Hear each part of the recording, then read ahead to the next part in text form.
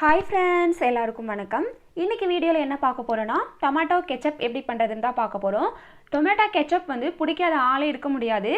அதுவும் எல்லா ஸ்நாக்ஸ் கூடயும் வச்சு சாப்பிடும்போது ரொம்பவே டேஸ்ட்டாக இருக்கும்.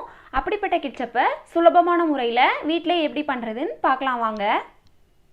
கடையில் கிடைக்கிற நான் ஹெல்தி கெச்சப் யூஸ் பண்ணுறதுக்கு பதிலாக நீங்கள் இந்த மாதிரி வீட்டிலே செஞ்சு ஹெல்த்தியாக சாப்பிட்லாம். கெச்சப் பண்ணுறதுக்கு நான் ஒரு 8 தக்காளி எடுத்து வச்சுருக்கேன். ஸ்மால் சைஸும் மீடியம் சைஸும் கலந்த போல தான் எடுத்து வச்சுருக்கேன். அடுத்து பார்த்திங்கன்னா ஒரு பெரிய வெங்காயத்தை அதிலேருந்து பாதி வெங்காயம் மட்டும் எடுத்து இந்த மாதிரி நீள் வாக்கில் கட் பண்ணி வச்சுருக்கேன்.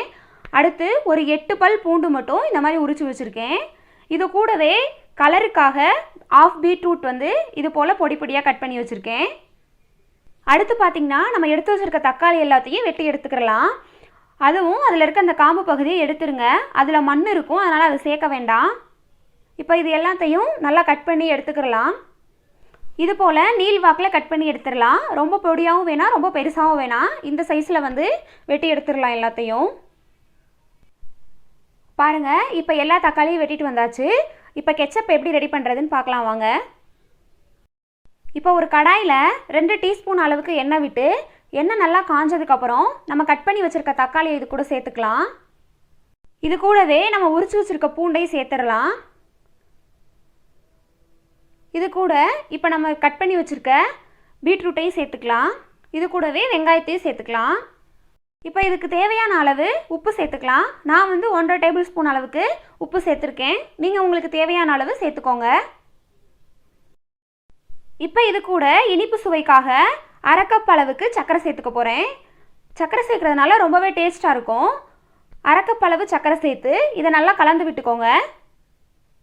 தண்ணி சேர்க்கணுன்னு அவசியம் இல்லை, ஆல்ரெடி தக்காளியில் தண்ணி இருக்கும். இது போல் ஒரு மூடி போட்டு மூடி வச்சுட்டு அப்பப்போ எடுத்து நல்லா கலந்து விட்டுக்கோங்க.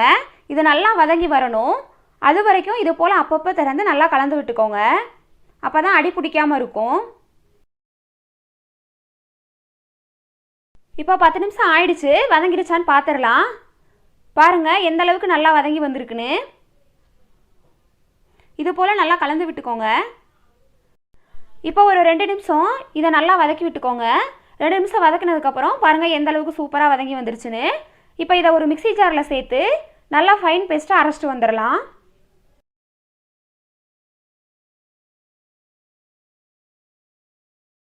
இந்த அளவுக்கு அரைச்சிட்டு வந்ததுக்கப்புறம் இது கூட 1 டேபிள் ஸ்பூன் அளவுக்கு கார்ன்ஃப்ளவர் மாவும் 1/4 கப் அளவுக்கு வினிகரும் சேர்த்து இதை பேஸ்ட் பதத்துக்கு நல்லா அரைச்சிட்டு வந்துடலாம். பாருங்கள், இப்போ நல்லா பேஸ்ட் கன்சிஸ்டன்ட்லாம் அரைச்சிட்டு வந்தாச்சு. எவ்வளோ சாஃப்டாக ஒரு க்ரீம் கன்சிஸ்டன்ட்டில் இருக்குதுன்னு பாருங்கள். இந்த அளவுக்கு நீங்களும் அரைச்சிக்கோங்க. இப்போ இதை வடிகட்டி எடுத்துகிட்டு வந்துடலாம்.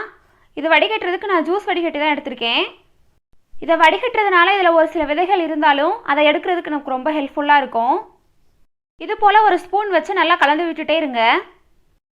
இப்போ எல்லா தக்காளி விழுதையும் நல்லா ஃபில்டர் பண்ணி எடுத்ததுக்கப்புறம் பாருங்கள் இந்த அளவுக்கு நம்மளுக்கு விதை கிடச்சிருக்கு. இதை நம்ம வேஸ்ட் பண்ண தேவையில்லை, குழம்புகளில் கலந்துக்கலாம். பாருங்கள் எந்த அளவுக்கு ஒரு சூப்பரான ஸ்ட்ரக்சரில் கிடச்சிருக்குன்னு. வாங்க இதை இப்போ எப்படி கெச்சப் பண்ணலான்னு பார்த்துடலாம். அடுப்பு லோ ஃப்ளேமில் வச்சு கடாயை நல்லா சூடுபடுத்திக்கோங்க. கடாய் நல்லா சூடானதுக்கப்புறம் நம்ம ரெடி பண்ணி வச்சுருக்க தக்காளி விழுதை இது கூட சேர்த்துட்டு இது கூடவே 1.5 டேபிள் ஸ்பூன் அளவுக்கு மிளகாய்த்தூள் சேர்த்துக்கலாம். நான் 1.5 டேபிள் ஸ்பூன் சேர்த்துருக்கேன். நீங்கள் உங்களுக்கு ஏற்ற போல் கூடவோ குறைச்சோ சேர்த்துக்கோங்க.